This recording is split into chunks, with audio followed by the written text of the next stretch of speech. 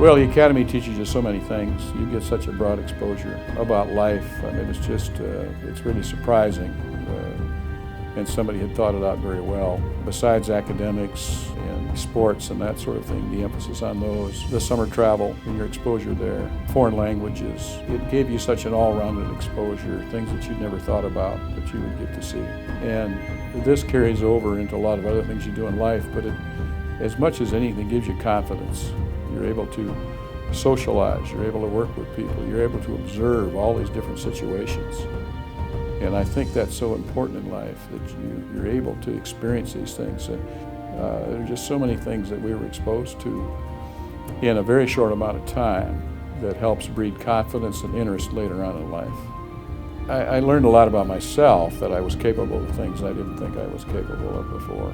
I think I grew up with good parents, good surroundings. I had a very strong vein of integrity, but I think the Academy really reinforced that. As important as anything, I think the Academy reinforces doing the right thing.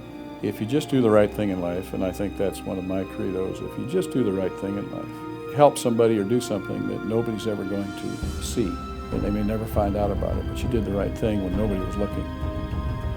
But I think the Academy really reinforced that structure in me, and I think it's carried over all these years. I had a lot of classes I struggled with. I think Steve Lorenz and Mike Gould and I all kind of argue over who performed the poorest academically back then, and why are we here now where we are. But mechanical drawing, some of us may remember that or may not, but I didn't get a thrill out of trying to draw a picture of a block. And we had these very high chairs that we sat on, and I remember falling off that chair asleep one time onto the floor in front of the whole class. Of course, your pride and dignity were hurt. Mechanical drawing, for some reason, just didn't get my interest. Probably the other one was econ, because we used to joke that if you couldn't get to sleep at night, you took out your econ book and you opened that, and that would put you to sleep after a while. So I guess those were maybe challenging, boring, but boredom for me is challenging. So the Academy was a great training ground. There's no question about that. Second to none as far as preparing to be an officer. My career as an officer, I was treated very well. I think as an Academy grad, it doesn't guarantee you anything, but it opens doors for you. And I think if you have that fervency, that drive to be able to walk through those doors.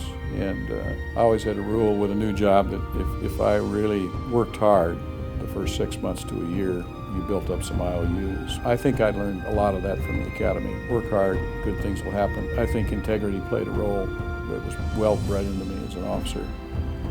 And the reputation of the Academy was of great help. What is success for an Air Force Academy graduate? What does success really mean? And that's a very tough definition to come up with. I've spent a lot of my life trying to figure out what success really is. And success is not necessarily money, it's not necessarily status, it's not the car you drive. There are a lot of different definitions, but what would success be for our graduates, our people that have this inner fiber, the people we are when we get out of the Academy? A great question, not answered yet, but it's a great question to ponder and think about, and for us to address it down the road.